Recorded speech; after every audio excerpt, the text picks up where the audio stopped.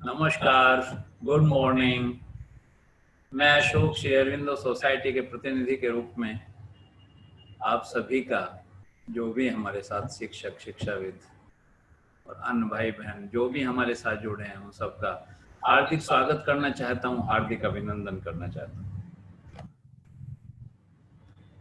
कल हमने लीडरशिप पे बात की थी और हमने बताया था कि इन जनरल 3 तरह के लीडर होते हैं।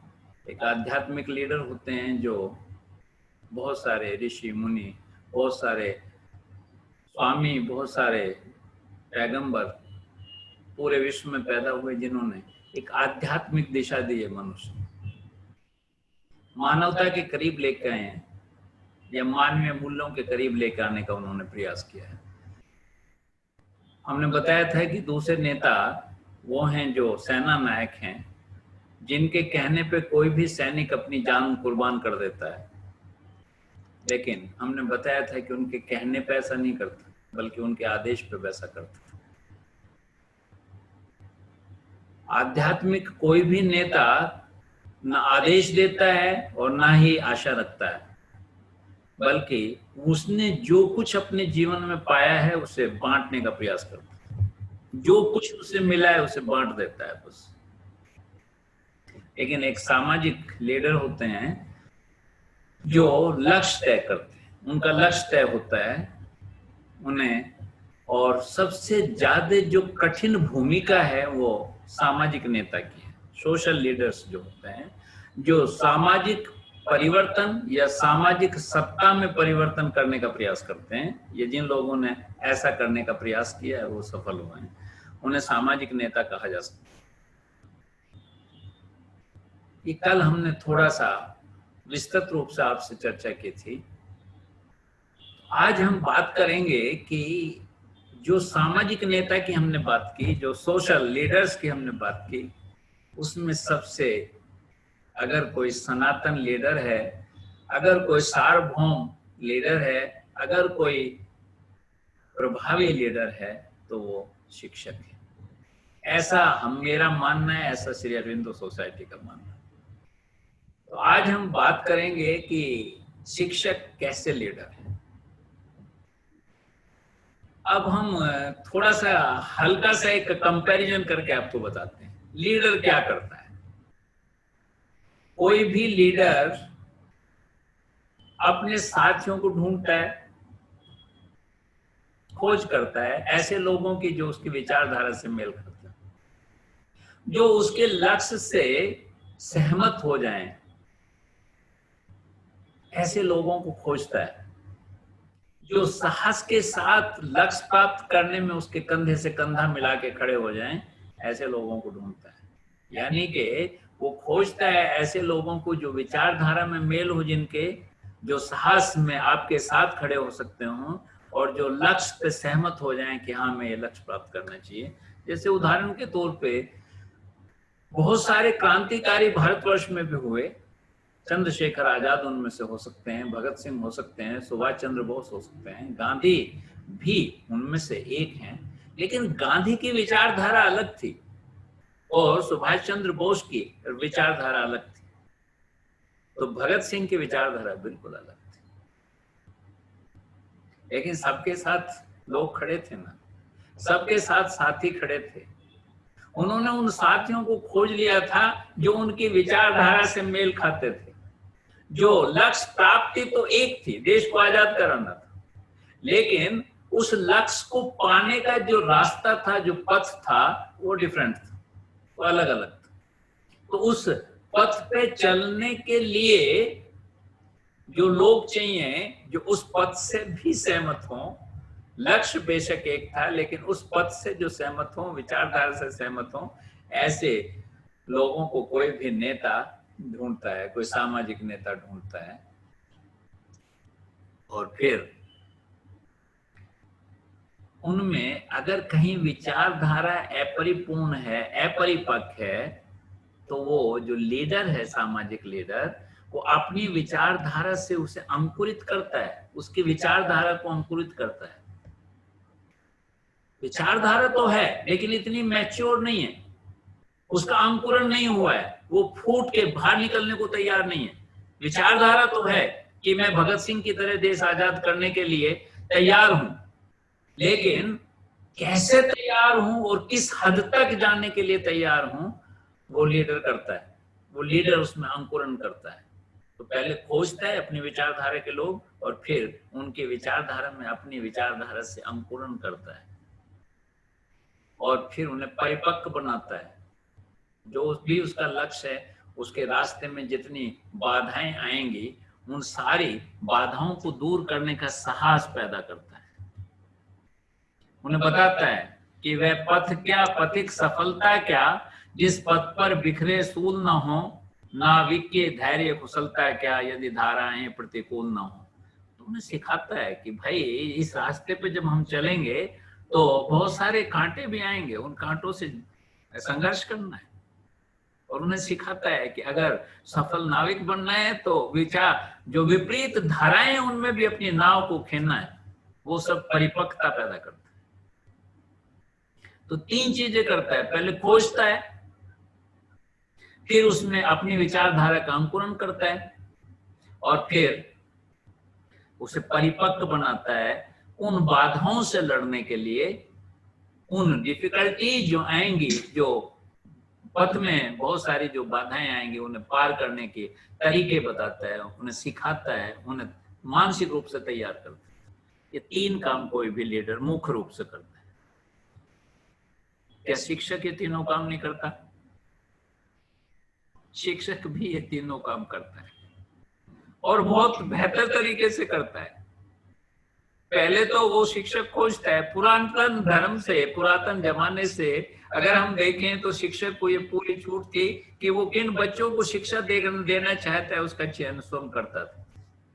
बहुत सारे उदाहरण हैं भारतवर्ष में जिसमें गुरु ये निर्णय करता था कि उन किन लोगों को उसे शिक्षा देनी।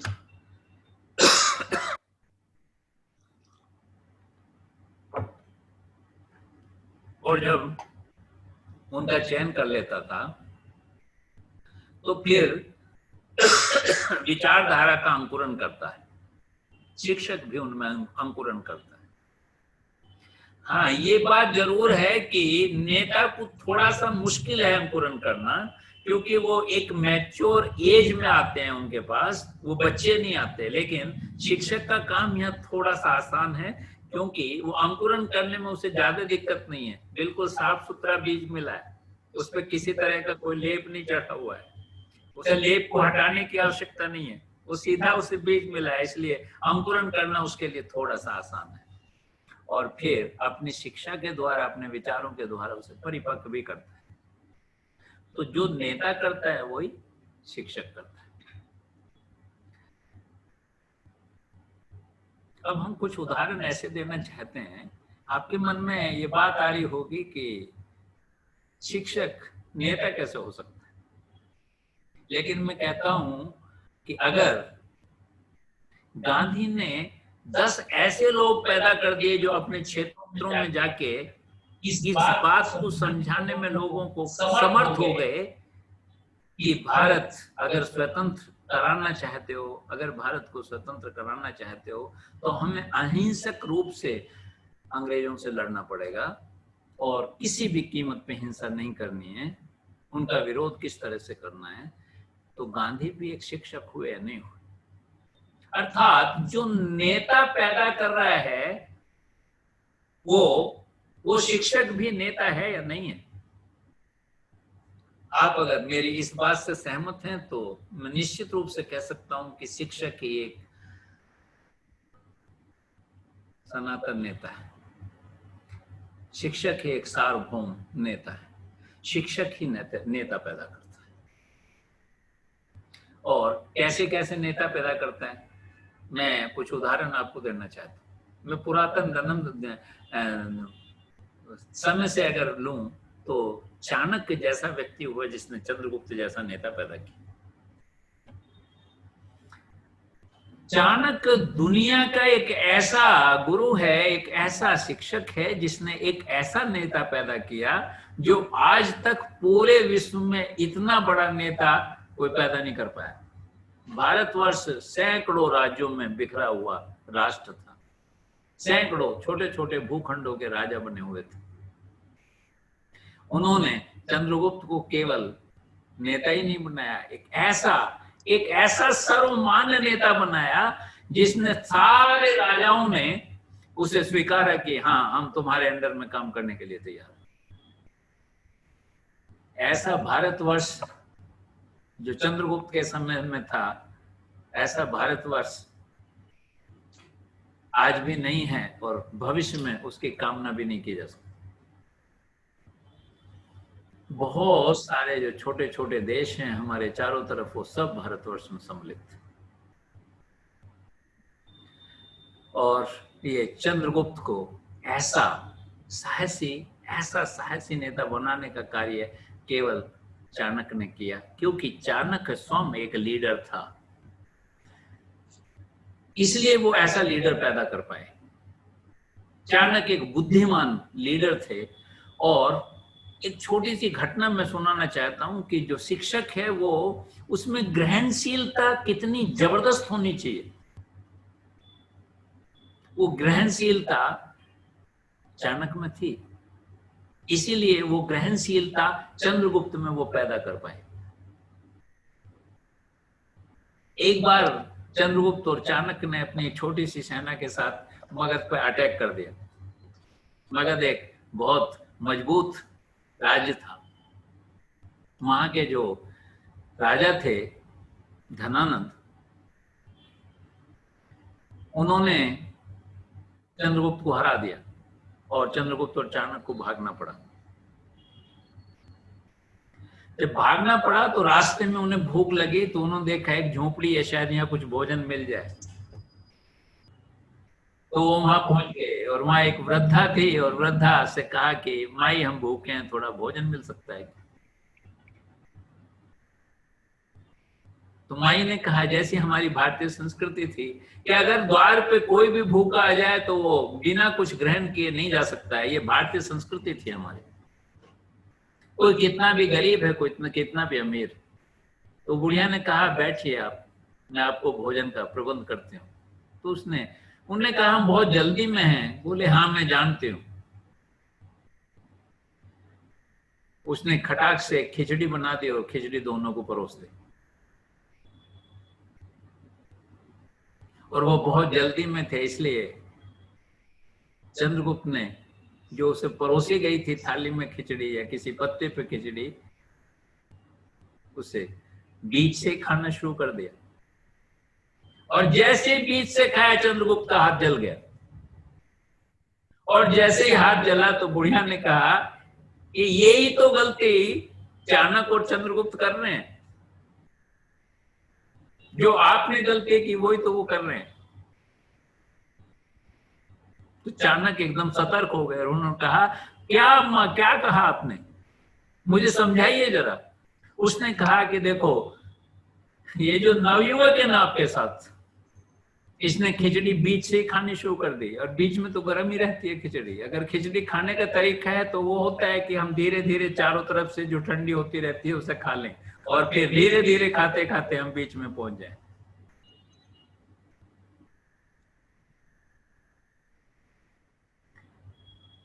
चाणक्य ने खाना छोड़ दिया, वृद्धा के पैर छू लिए।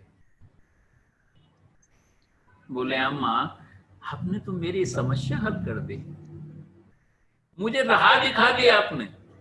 और उसके बाद चंद्रगुप्त और चाणक्य ने मिलके एक ऐसा स्ट्रक्चर तैयार किया जिसमें जो आसपास के छोटे छोटे राजा थे सब इकट्ठा करना शुरू किया या उन्हें जीतना शुरू किया। ठीक उस तरह से जिस तरह से खिचड़ी खाई जाती है, वैसे ही चाणक्य ने जो आसपास के जितने भी छोटे छोटे राज्य थे उन्हें जीतना शुरू किया, उनकी संयुक्त सेना बनाई और तब मगध पर अटैक किया और मगध को विजय प्राप्त की। मैं जस्ट एक कहानी मुझे एकदम याद आ गई कि ग्रहणशीलता अगर कोई शिक्षक में है तो निश्चित रूप से वो एक बेहतर शिक्षक बन सकता है और बेहतर नेता पैदा कर सकता है, क्योंकि स्वयं उसे नेता बनना पड़ेगा और नेता है। बस ये है कि नेता तो शिक्षक है, लेकिन अगर वो ग्रहणशीलता अगर उसके अंदर है तो और बेहतर एक नेता बन सकता है और नेता पैदा कर सकता है। नेता कैसे पैदा कर सकता है? एक बार हमारे जो माननीय राष्ट्रपति शंकर दयाल शर्मा जी ओमान गए, मस्कट,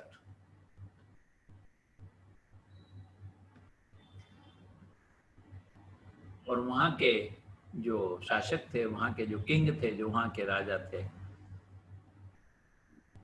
वो उन्हें एयरपोर्ट पे लेने के लिए पहुंचे, जबकि जो प्रोटोकॉल था उसमें कोई भी राजा किसी भी राष्ट्रपति या किसी को लेने के लिए एयरपोर्ट पर नहीं जाता है, ऐसा उनके देश का नियम था। उन्होंने उसे तोड़ दिया, सोम लेने पहुंचे।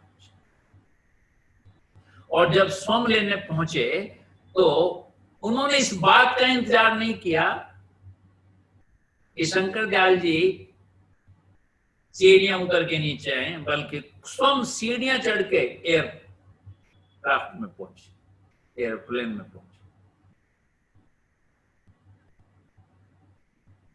और जाके उन्हें वहां रिसीव किया।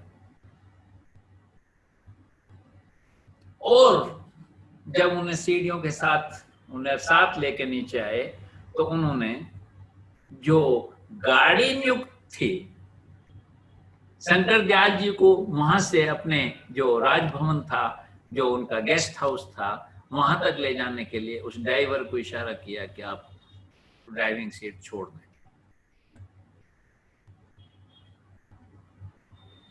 और स्वयं गाड़ी की ड्राइविंग सीट पे बैठ के शंकर दयाल जी को बैठा के गाड़ी में खुद ड्राइव करके अपने राजभवन तक लेके आए। बहुत सारे पत्रकारों ने पूछा कि आपने ऐसा क्यों किया? आपने तो 3 प्रोटोकॉल तोड़ दिए। आपको वहां रिसीव करने के लिए नहीं जाना था, आपको सीढ़ियां चढ़ के एयरप्लेन में जो है उन्हें रिसीव नहीं करना था, और आपको ड्राइविंग करने की क्या आवश्यकता थी? वो ड्राइवर तो था तो उसने। इन जनरल तो अगर कोई गेस्ट आता है तो वो गेस्ट की गाड़ी अलग होती है, जो वहां रिसीव करने कोई भी अधिकारी आता है उसकी गाड़ी अलग होती है। आप उसी गाड़ी में ड्राइवर बनो। शंकर दयाल जी को अपने राजभवन तक ले गए। क्यों? ऐसा क्यों किया? तो उनका जवाब बहुत सुंदर है, आप सुनिए क्या कहा उन्होंने।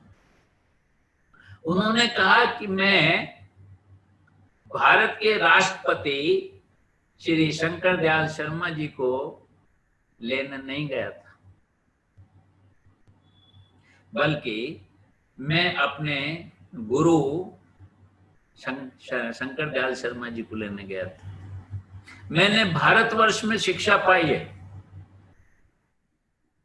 मैंने पुणे में शिक्षा पाई है भारतवर्ष में। शंकर दयाल जी उस समय प्रोफेसर थे, मैंने उनसे शिक्षा प्राप्त की है, मैंने उनसे भारत के संस्कार स्वीकार किए हैं, सीखे हैं। और भारत के संस्कृति और संस्कार इतने महान हैं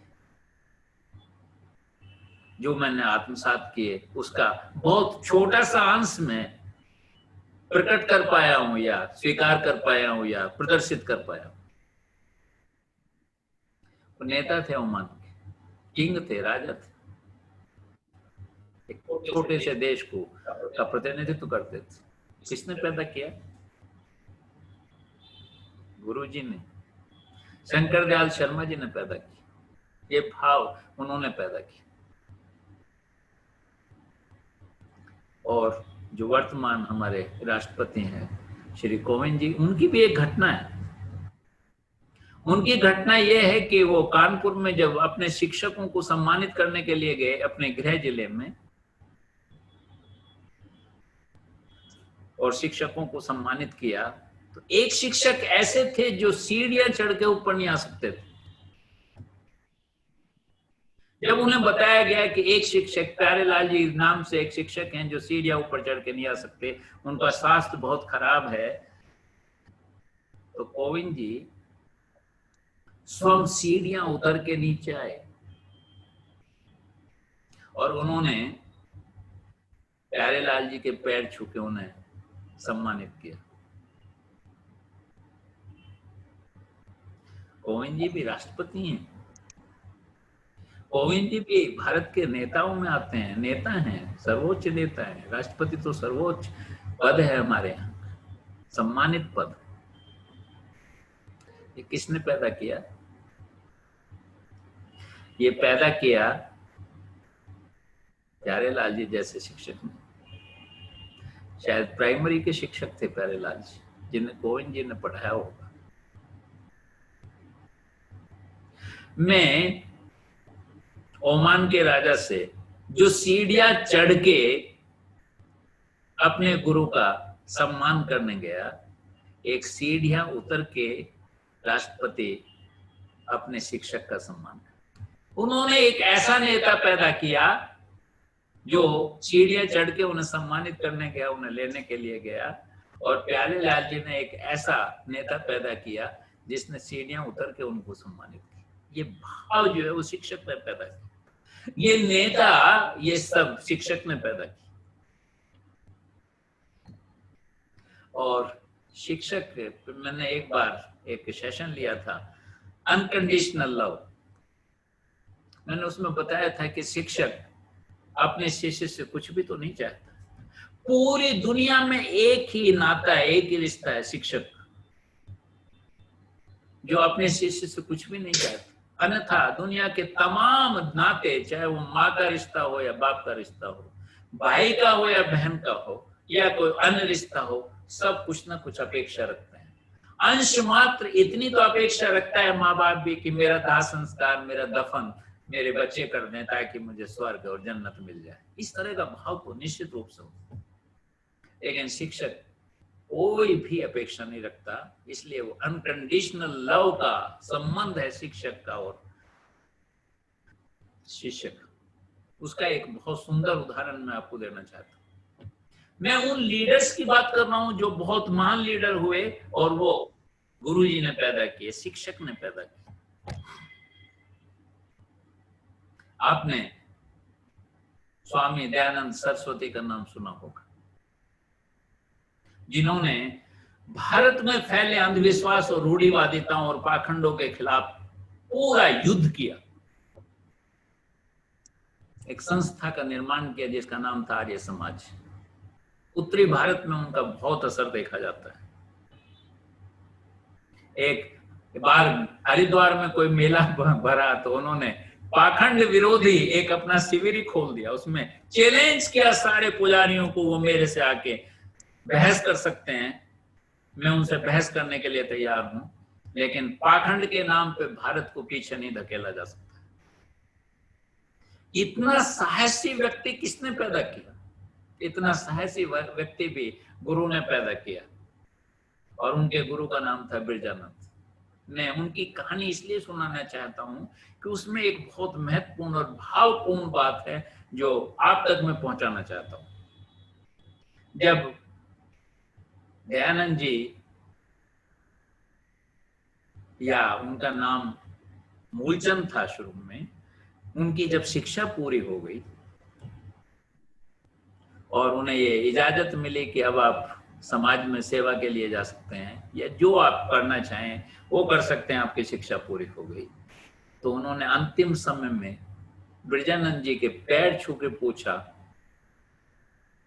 कि गुरुजी, मैं कुछ गुरु दक्षिणा आपको देना चाहता हूं। और बिरजानंद जी मुस्कुराए, बोले, गुरु दक्षिणा में जो आप आशा रखते हो कि मैं गुरु दक्षिणा में वो स्वीकार करूंगा, उससे कहीं कठिन गुरु दक्षिणा मुझे चाहिए। उन्होंने कहा, सर आप बोलिए ना एक बार, आप जो बोलेंगे मैं उसे दूंगा। उन्होंने कहा, तो मैं आपका जीवन चाहता हूं। मैं चाहता हूं कि अपने पूरे जीवन को भारतवर्ष की उन्नति में आप लगा दें। आप पूरे अपने जीवन को भारतवर्ष में जो कुरीतियां हैं, जो पाखंड है, जो अंधविश्वास हैं, जो धर्मांधता है, उसके खिलाफ लड़ोगे। ये मेरे से वायदा करके जाओ, ये मुझे गुरु दक्षिणा आपसे चाहिए। और दयानंद जी ने पैर छू के कहा, ऐसा ही होगा गुरुजी। उनके पिता उनकी शादी करना चाहते थे, लेकिन वो घर से भाग गए। उन्होंने कहा कि मैंने जो गुरु दक्षिणा का वायदा किया है अपने गुरु से, मैं उसे पूरा करूंगा, और आजीवन उसे पूरा किया। अब उनका नाम आ ही गया तो मैं एक छोटी सी घटना सुनाए बगैर मुझे चैन नहीं पड़ेगी, इसलिए उसे भी मैं सुनाना चाहता हूँ। वो घटना ये थी कि स्वामी दयानंद ने जब कुरीतियों के खिलाफ, पाखंडों के खिलाफ, धर्म अंधविश्वास और धर्मांधता के खिलाफ जब झंडा उठाया, तो निश्चित रूप से जो मंदिर के पुजारी थे, जो पंडित थे, जो जिनका धंधा था अंधविश्वास को फैला के अपनी रोजी रोटी चलाना, तो निश्चित रूप से वो उनके दुश्मन हो गए। और जब दुश्मन हो गए तो इन जनरल इस पूरे विश्व में ऐसा हुआ है कि अगर आपकी कोई रोजी रोटी पे आपकी मान्यताओं का कोई खंडन करता है, बेशक वो सही हो, लेकिन लोग उसे मौत के घाट उतार देते हैं। कुछ लोग सामाजिक रूप से एक माहौल बनाते हैं उसे फांसी पर चढ़ाने का। ईसा मसीह के साथ भी ये हुआ, गैलीलियो के साथ भी ये, ऐसे ही स्वामी दयानंद के साथ भी हुआ। पंडितों ने साजिश की और पंडितों ने साजिश करने के तहत उसके रसोइया को पटा लिया कि उसने खाने में जहर दे दिया जाए, और जहर में भी पारा दे दिया जाए कि एक बार हाथों में चला जाए तो वो बचेगा नहीं। और ऐसा ही हुआ। स्वामी जी ने पूछा रसोइया को बुला के कि कई बार कुछ ऐसे प्रयास मेरे साथ किए गए तो मैं उल्टी करके सब निकाल देता था, योगिक क्रियाओं से बाहर निकाल देता था, लेकिन अब के क्या दिया है कहने कि ये बाहर ही नहीं निकल रहा है। उसने कहा स्वामी जी आपकी बार तो मैंने पारा दे दिया है, और पारा भारी होता है, वो आंतों से बाहर नहीं आएगा, और पारे की एक खासियत होती है कि वो आंतों को डिस्ट्रॉय कर देता है, कट जाती हैं आंतें और मनुष्य मर जाता है। स्वामी दयानंद जी ने उसे कहा कि जल्दी से मेरा वो जो कुर्ता खूंटी पर टंगा है ना उसे लेके आ। रसोइया कुर्ता लेके आया, उसकी जेब में जो भी 10, 20, 50 रुपए थे वो निकाल के रसोइया के हाथ पे रख दिए, बोले भाग जा, तुरंत भाग जा, मेरे जितने फॉलोवर्स हैं अगर उन्हें ये पता चला वो तुझे मार देंगे, इसलिए जितनी जल्दी हो सके, जितनी दूर भाग सकता है चला जा। मैं वायदा करता हूं कि मैं नहीं बताऊंगा कि मैंने तुझे भगाया।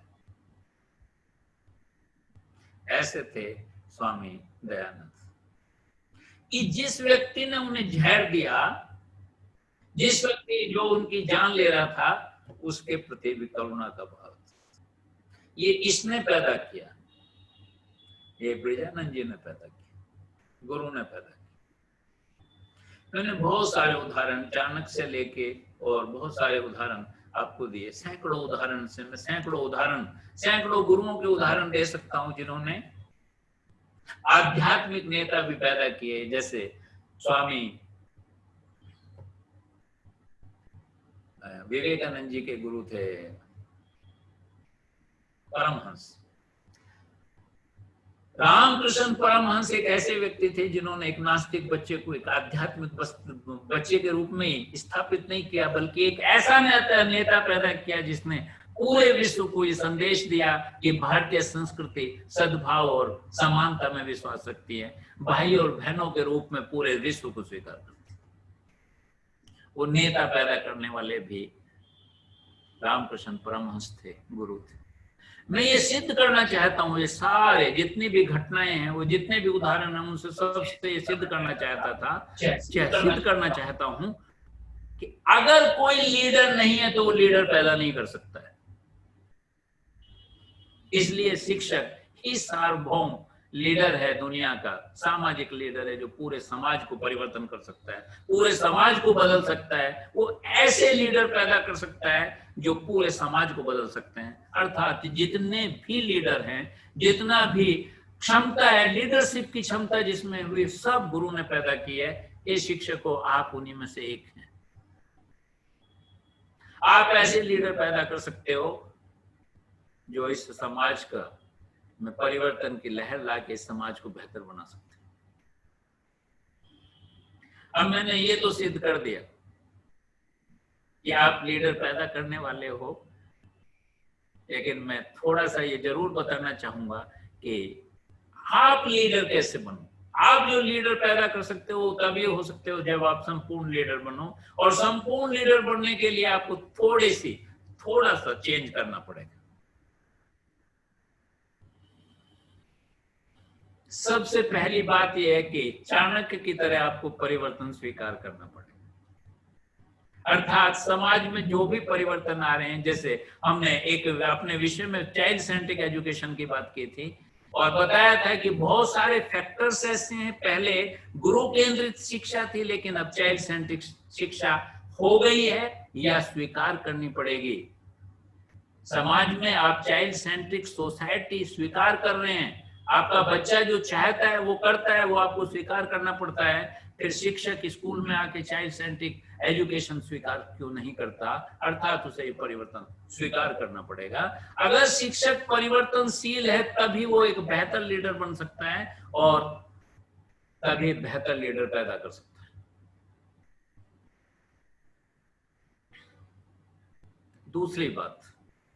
दूसरी बात शिक्षक को क्रांतिकारी बनना पड़ेगा।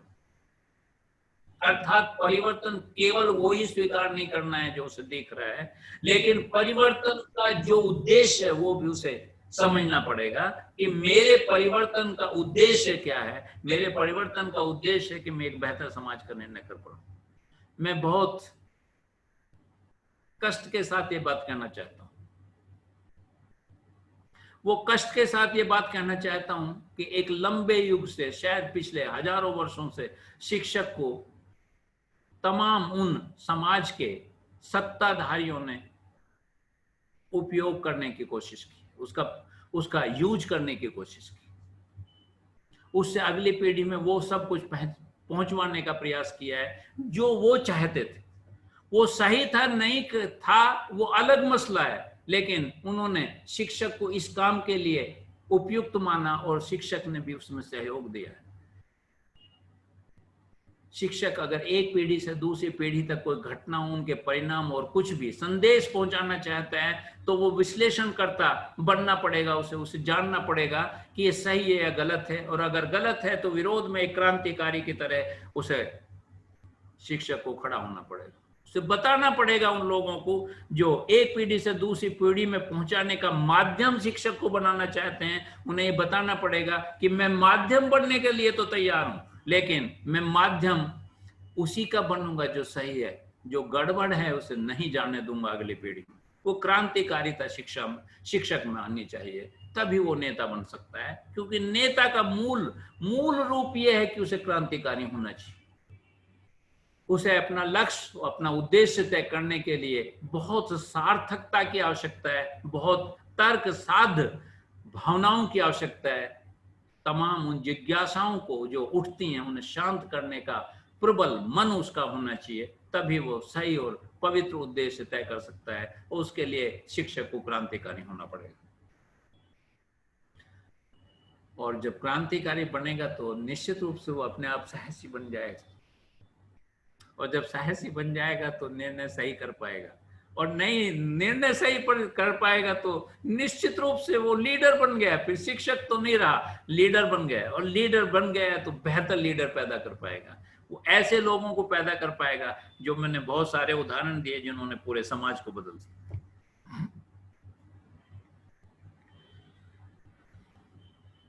एक मुख्य बात और मैं आप शिक्षक के लिए संदेश देना चाहता हूं, उनसे निवेदन करना चाहता हूं।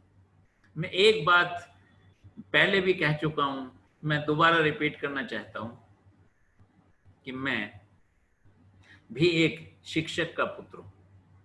मेरे पिता भी एक शिक्षक थे। मेरे पिता भी प्राइमरी में हेडमास्टर थे। मेरा जन्म भी गांव में हुआ है। मेरे फादर एक बहुत आदर्श शिक्षक थे।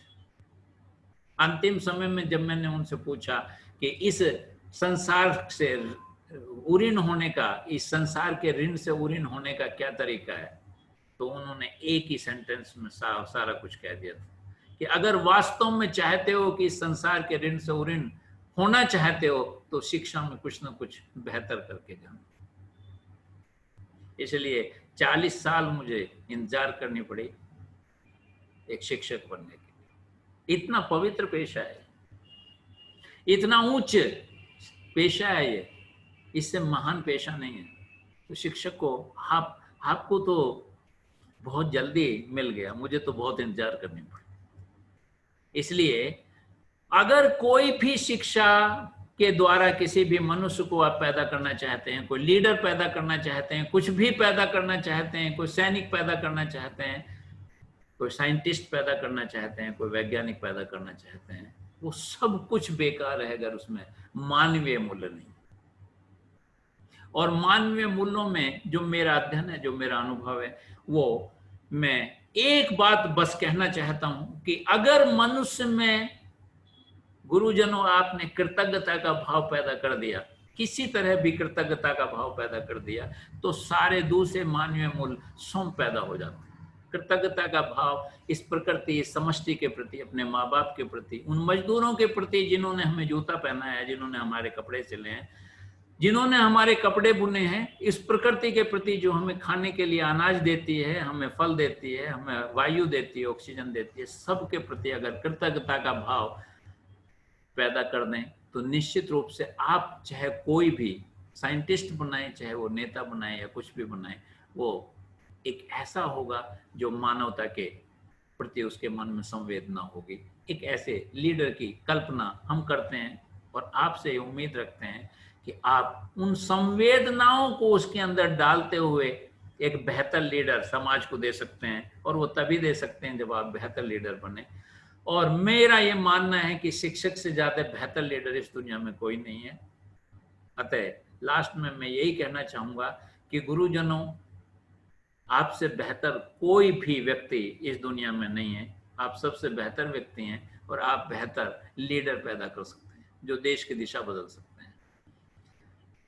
आज मैं इतनी ही चर्चा आपसे करना चाहता था, और लास्ट में ये मैं जैसा हर बार निवेदन करता हूं वैसा एक बार फिर निवेदन करना चाहता हूं कि किसी के भी मन में कोई भी जिज्ञासा हो, कोई भी भाव हो जो मेरे से साझी करके कुछ प्राप्त करना चाहते हैं आप, मेरे जो अध्ययन है, जो मेरा अनुभव है, जो मेरा ज्ञान है, उसके आधार पर मैं कोशिश करूंगा कि आपके जो प्रश्न हैं उनका जवाब दे सकूं। आप सभी का स्वागत है कि आपके मन में अगर किसी के कोई भाव है तो वो मेरे से पूछ सकता है। मैं हृदय से उन्हें आमंत्रित करना चाहता हूं। धन्यवाद।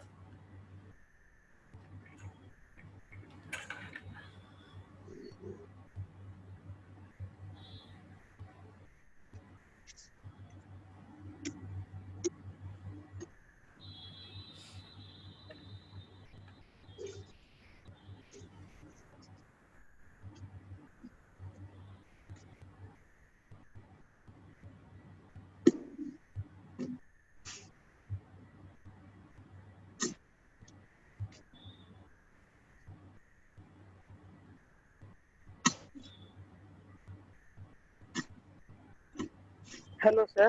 हेलो, बोलिए। जी नमस्कार सर। नमस्कार जी, मैं आपकी बातों को समय सुनती हूँ सर, बहुत अच्छी लगती है आपकी बातें हैं। ये तो अपने जीवन में उतारने की बातें हैं, लेकिन सर मेरा ये कहना है कि बच्चों में तो उतारने की क्षमता मैंने शुरू से रखी सर, क्योंकि मैं देखती हूँ कि जिन बच्चों की अभिलाषा थी कि मैं कुछ बनूं, उसको मैंने प्रोत्साहित किया और वो वहां तक वो पहुंचे। कुछ मेरे पढ़ाए हुए बच्चे कुछ डॉक्टर बने, कुछ इंजीनियर बने, कुछ टीचर भी बने हैं। इस जो बिहार में टेट की जो परीक्षा हुई, एसटीईटी की और टीईटी की, उससे बहुत सारे मेरे विद्यार्थी क्वालिफाई कर गए हैं सर, वो शिक्षक बन गए हैं। आज मुझे बहुत खुशी होती है कि मैंने उसे तीसरी, चौथी, पांचवी क्लास में मैंने पढ़ाया और ये उन्हें बताया था कि शिक्षा एक बहुत अच्छी नीति है, अगर इसे अपना लिया जाए और इसको अपने जीवन में प्रयोगात्मक तरीके से उतार लिया जाए तो हमारा जीवन तो सफल होगा ही, प्लस आपकी भी जिंदगी सुधर जाएगी, आपके परिवार भी सुधर जाएंगे सर। तो जो मैंने देखा, जो छोटे बच्चे जिनमें ऐसी क्षमता थी कि उन्होंने मेरी बातों को ध्यान से सुना और वो तो उतार चुके सर, और कुछ बच्चे ऐसे भी हैं जो अभी बिजनेस कर रहे हैं सर और अपने परिवार को अच्छे तरीके से चला रहे हैं। और आज मुझे खुशी होती है कि वो एक शिक्षक बन गए हैं, इंजीनियर बन गए हैं, प्लस डॉक्टर बन गए हैं। वो गाड़ी से उतरकर जब मुझे चरण स्पर्श करते हैं सर, मैं उन्हें नहीं पहचान पाती कि मेरा विद्यार्थी है, परंतु वो खुद से बताता है मेरा नाम लेकर के कि आप पुष्पा मैडम है ना।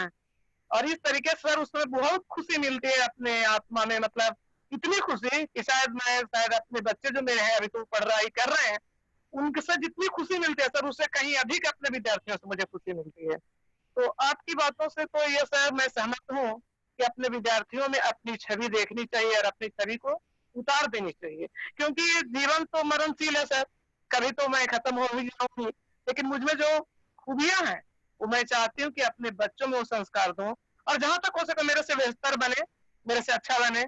ऐसा नहीं शिक्षक को होना चाहिए कि वो मेरे से खराब बने सर, तो ये मेरी तो इच्छा है सर। तो मैं अपने बच्चों के प्रति ऐसी कृतज्ञता रखती हूँ, और अभी भी तो मेरी 10 साल की नौकरी और बची है सर, तो मैं चाहती हूँ कि और जो मेरी 10 साल की सेवा बची है उसमें मैं अपने बच्चों को, आज भी उन बच्चों को बताती हूँ जो बच्चे शिक्षक बने सर टीटी की, वो मेरे ही खुद से विद्यालय में पढ़ाने आए, क्योंकि ट्रेनिंग के दरमियान जो अभ्यास विद्यालय में पढ़ाई की जाती है उसमें बच्चे पढ़ाने आते हैं, तो मैं बड़ी गर्व के साथ कहती हूँ सर कि मेरा विद्यार्थी है जो आज आपके सामने शिक्षक के रूप में खड़े हैं, और ये देखकर मुझे बड़ी प्रसन्नता होती है। प्लस जो मेरा छात्र अभी जो शिक्षक बना है और अभी विद्यालय मेरे ही विद्यालय में पढ़ा रहे हैं, तो काफी इज्जत भी मेरी करते हैं, काफी सम्मान देते हैं सर।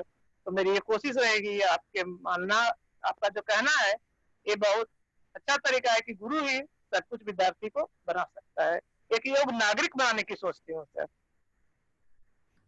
मैम, आपका जज्बा और जो जुनून है शिक्षा के प्रति और अपने कर्तव्य के प्रति, अपने पेशे के प्रति जो आप में जुनून है और जो पवित्र भावना है, वो जी निश्चित सर। रूप से आपका सम्मान करने का हमारा भी मन करता है, इसलिए हम आपको जी हृदय से सम्मान करते हैं। जी और धन्यवाद सर। और सच बात तो ये है कि जैसा मैंने कहा ना कि शिक्षक ही एक व्यक्ति है पूरी दुनिया में जो अनकंडीशनल लव करता है अपने बच्चे से, अपने जी विद्यार्थी से। वो जी कुछ जी भी अपेक्षा नहीं रखता। आपने बताया ना कि बहुत सारे बच्चे हैं जो आके पैर छूते हैं, आप उन्हें नहीं जी पहचानते, हाँ सर। लेकिन जी लेकिन वो पहचानते हैं।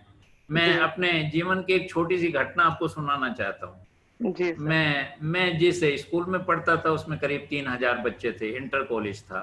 जी जी मैं जब छठी क्लास में था तो मुझे एक डिबेट बोलने का मौका मिला, जी और वो विषय था मादक द्रव्यों से लाभ या हानि। जी तो दो शिक्षक थे, एक सत्यप्रकाश जी थे दिल्ली के, वो चाहते थे कि मादक द्रव्यों से लाभ क्या है मैं उस पर बोलूं, और जी एक प्रीतम सिंह जी बहुत सज्जन छोटे से ये शिक्षक थे, वो चाहते थे कि मादक मैं द्रव्यों से हानि के हानि बारे में। हानि क्या है उस पर मैं बोलूं। मैं अपनी जी क्लास का होशियार बच्चा था, तो दोनों ये चाहते थे कि ये हमारी टीम में खड़े हों। जी लेकिन जब मैंने अपने पिता से पूछा तो उन्होंने कहा कि आपका मन क्या कहता है, मादक द्रव्यों से लाभ है या हानि है? तो जी मैंने कहा कि निश्चित रूप से हानि है। तो उन्होंने जी कहा फिर सोचना क्या है, आपके हृदय जो कहता है, आपके संस्कार जो कहते हैं उस पर बोलना चाहिए। मनुष्य जो हृदय के उद्गार होते हैं उन्हें दृढ़ता के साथ बोल पाता है। जी और जब मैंने वो डिबेट बोली तो 3000 बच्चों का स्कूल था, इंटर कॉलेज, इंटर में पढ़ने वाले बच्चे भी उस डिबेट में हिस्सा ले रहे थे। लेकिन जी जो जज थे उन्होंने क्या देखा मुझे नहीं पता। इतना सब कुछ तो बहुत गहनता से याद नहीं है, पर इतना जरूर याद है कि मुझे फर्स्ट प्राइज मिला था। जी थैंक यू सर। हाँ हेलो सर, और नमस्कार। हेलो, एक मिनट। और जो प्रीतम सिंह जी शिक्षक थे वो जब तक जीवित रहे, जी वो मैं जब भी कभी पास करता था उस रोड से तो उनका घर और मकान बिल्कुल रोड पे था। जी तो ऐसा कभी हुआ ही नहीं कि मेरी उम्र क्या हो गई और मैं किस पोस्ट पे था, वो अन्यथा था। लेकिन जी बिना उनसे मिले उनके पैर छुए मैं कभी नहीं गया। तो जी जो आज जो कला है बोलने की, वो शायद वो छठे क्लास के जो बच्चे में प्रीतम सिंह जी ने अंकुरन किया उसका ही विस्तृत रूप है आज। जी तो जो मैं अपने व्यक्तित्व में आज कह रहा था कि कोई भी शिक्षक बड़े से बड़ा लीडर बना सकता है, निश्चित रूप से मेरा ये सोचना है कि कोई भी शिक्षक अंकुरित अगर कर दे बच्चे को सही दिशा में, तो वो निश्चित रूप से एक वृक्ष के रूप में पैदा हो सकता है, वृक्ष के रूप में डेवलप हो सकता है, जो सैकड़ों पक्षियों को और पक्षियों को आश्रय दे सकता है। मेरा यह मानना है। इसलिए यस सर। शिक्षक जैसा पवित्र पेशा और रिश्ता कुछ हो नहीं सकता है पुष्पा जी, ऐसा मेरा मानना है। जी जी थैंक यू सर। हाँ सर ये तो बिल्कुल सही बात है। और कोई क्वेश्चन पूछा था कुछ बीच में? Hello sir. हाँ बोलिए मैम। नमस्कार सर। नमस्कार। सर, मैंने आपके जितने अभी सेशन सुने, सच्ची में कसम अपने आप मेरा बोला तो इतना परिवर्तन हुआ मुझ में। आप सच्ची में महान हो। इससे पहले अगर होते तो हम कहाँ से और भी कहाँ पहुंच जाते, ऐसा मुझे लगता है एक एक बार। अभी मैं रोज क्लास लेती थी उनको बाहर, कुछ लॉकडाउन है बाहर लेती थी, लेकिन इन दिनों में ऐसा लगा कि बाद में स्कूल टाइम के व्यतिरिक्त मैं बच्चों को दे पाऊं, लेकिन आपका सेशन सुनना जरूरी है, ऐसा ऐसे मेरे मन में भाव आए। तो मुझे आपका सेशन सुनकर मेरे भी कुछ बच्चे याद आए। सर 2001 में मैं सेंट्रल स्कूल कर्नाटका में पढ़ाती थी, तो 2001 गोवा में मुझे नौकरी मिली। तो वहाँ पूरा बोला तो बच्चे इतने गंदे आते थे स्कूल। सो 4-5 दिन मैं जाती थी, घर आकर बहुत रोती थी, बहुत रोती थी। तो मेरे पिताजी ने कहा, देखो बेटा, तुम्हें रोना नहीं है। मैं बोली, तुम क्यों रोती हो हमेशा? नहीं नहीं पिता, मेरे को वहां पे पढ़ाना नहीं है। तो बच्चे इतने गंदे आते, कुछ सीखते नहीं। तो पूरा सब फार्मर्स के बच्चे थे। तो पिताजी बोले, देखो बेटा, आज से रोने का नहीं, मुझे एक भी आंसू दिखाने का नहीं। जहां कुछ उगाने का है, कुछ भी नहीं है वहां पे, आप मुझे अंकुर उगा कर दिखाइए, बस यही तमन्ना आप मन में रखिए। और आप मुझे वहां पूरा अनाज ये करके दिखाइए। तो बस सोचा सोचा, पूरी रात सोई नहीं। दूसरा दिन से मैं बस, मेरे मन में ऐसे विचार है, मैं ही कुछ परिवर्तन करूंगी करके। सर मैंने कभी भी सिटी में काम नहीं किया, बस पिता के एक कहने पर। तो खाली गांव में जितने रिमोट एरिया है वहां पे मैं गई, 30 किलोमीटर, 35-40 किलोमीटर वहां पे सिखाया। तो वहां पे एक दो बच्चे ऐसे थे, एक बिहारी लड़का था रोमानुष लकड़ा करके, और एक एसटी का था राजू झोरे करके। तो अचानक इंस्पेक्टर स्कूल में आ गए, और जब भी मैं प्लेस वैल्यू सिखा रही थी बच्चों को, सो मैंने सर को देखा नहीं, मैं बस सिखा रही थी। तो अचानक सर है, बच्चों ने देखा, सर गुड मॉर्निंग ऐसे बोले, और सर बोले हाँ बैठो बैठो।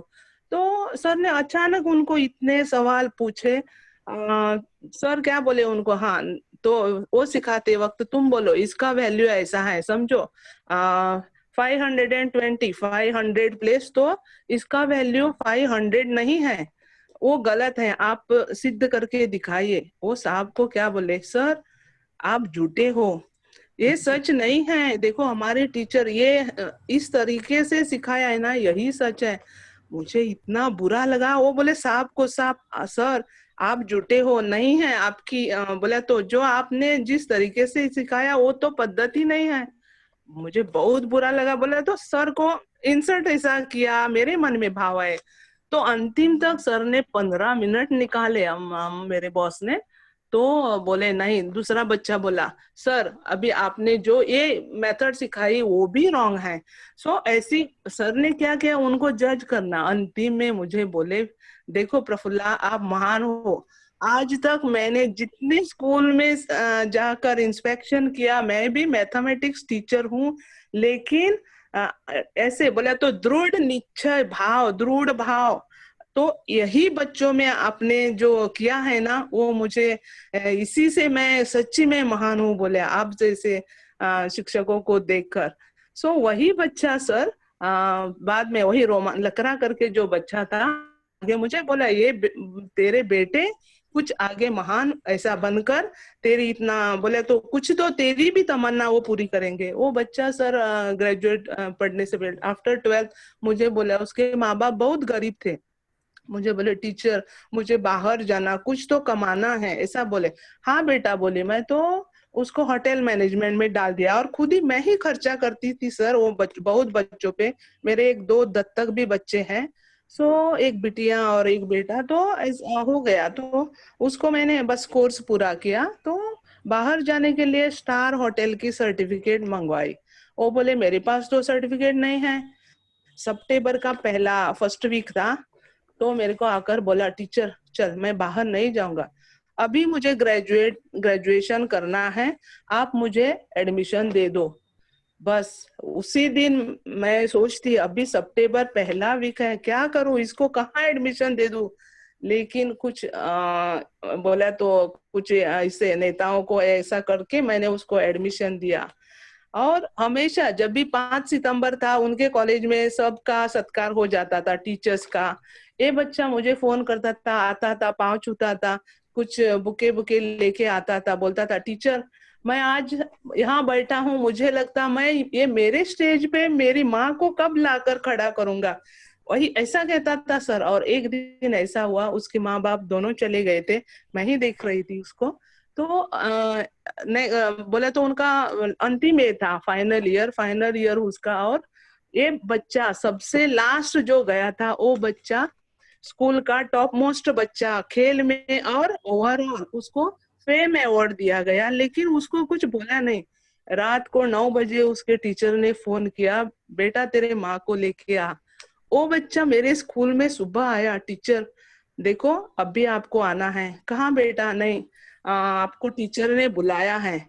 और मुझे कुछ ही नहीं बोला सर उसने वो अवार्ड का बारे में। इसमें मैं वहां पे गई तो वो लोगों ने मेरा इतना सम्मान किया, जो अवार्ड उसे दिया वो अवार्ड उसने मेरे हाथ से लिया, और ये देखो यही मेरी माँ है ऐसा करके। और वो बच्चा कुछ अमेजोन ऐसा बड़े कंपनी में काम को 1-2 जगह लगाया सर मैंने, तो बाद में बड़े कंपनी में लगा। अभी परसों गाड़ी लाई उसने, वो बोलता टीचर आप गाड़ी चलाओ, यही तेरी गाड़ी है, जो मैं आपने मुझे जो सिखाया था, जो कमाया आप ही के वास्ते।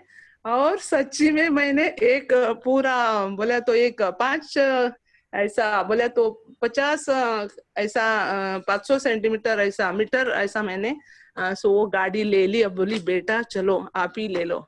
सो आप आपसे मुझे बोले तो ऐसा लगता है यही भाव हमने उच्च बच्चों में, कितने ही बच्चों में पैदा किए। उसी तरह बहुत हमारे स्टूडेंट्स विद्यार्थी, एक फादर बन गया, वो कुछ बिशप बनने जा रहा था। उसने कहा टीचर देखो मुझे कोई नहीं पढ़ा रहा था, आप मुझे 9 बजे तक घर में बिठाकर सिखाती थी, आप ही के वास्ते मैं आज फादर बन गया, और मैं आगे फिलीपींस कुछ बिशप बनने जा रहा हूँ।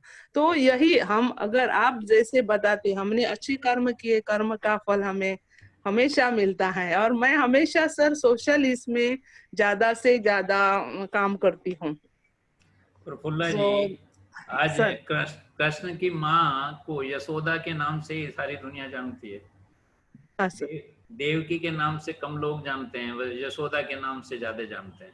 यशोदा नंदन बोलते हैं कृष्ण को, जी हाँ सर। इसलिए क्योंकि यशोदा का और कृष्ण का प्रेम का रिश्ता अच्छा, था।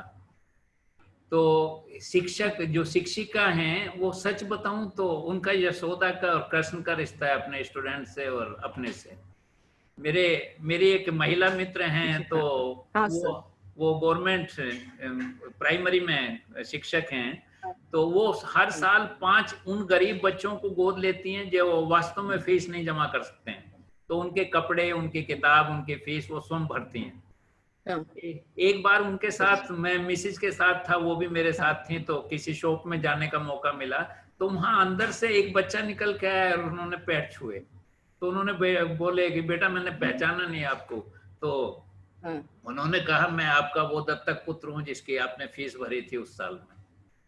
तो मुझे उन्होंने फिर उस दिन बताया कि मैंने अपने जीवन काल में करीब 500 बच्चे गोद हाँ लिए, सर। जिनकी 500 बच्चों की फीस जमा की, उन्हें कपड़े पहनाए। हाँ, प्राइमरी स्कूल में जो गवर्नमेंट टीचर्स हैं बहुत छोटा सा खर्चा शायद होता है, 500-700 रुपए का। हाँ सर। तो उन्होंने अपने जीवन में इतने बच्चों को फीस भर दी, उनके कपड़े बनवा दिए।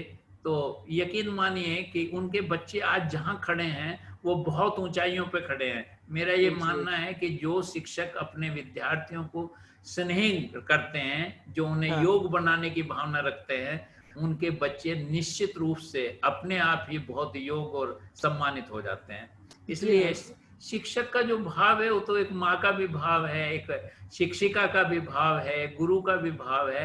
एक ऐसा रिश्ता है किसी भी शिक्षक और किसी भी बच्चे के बीच में कि जो अनकंडीशनल लव है, जो आध्यात्मिक स्नेह है, वो शिक्षक और विद्यार्थी के बीच में होता है। जी हाँ प्रफुल्ला जी, सर। मेरा समय पूरा हो गया है और हाँ, आपकी बात सुन के मुझे बहुत अच्छा लगा। और सबसे अच्छी बात ये लगी कि आपके जो पिता हैं वो हाँ बहुत सर। अच्छे व्यक्ति हैं, जिन्होंने अपनी बेटी को इस तरह से उन्होंने ज्ञान दिया और उन्हें सीढ़ियों पे चढ़ाने का प्रयत्न किया है। ऐसे हाँ, पिता अगर सभी सारी हमारी जितनी भी लड़कियां उन्हें सब ऐसे पिता मिल जाएं तो ये देश कहीं का कहीं पहुंच सकता है, मैं ऐसी आशा रखता हूँ। इसलिए जी हाँ लास्ट में आपके पिता को भी एक बार मैं नमस्कार करना चाहता हूँ। Thank you so much sir, तुम सो मच आप सर। सबने मुझे बहुत ध्यान से सुना और मेरे सेशंस आप आत्मसात करते हैं। निश्चित रूप से कुछ ना कुछ, अगर मैं चाहता हूं कि आप कुछ बेहतर बने और आपके द्वारा देश बेहतर बने, इस भावना के साथ मैं अपनी बात खत्म करना चाहता हूं। आप सब लोगों ने मुझे ध्यान से सुना, उसके लिए मैं आभार प्रकट करना चाहता हूं।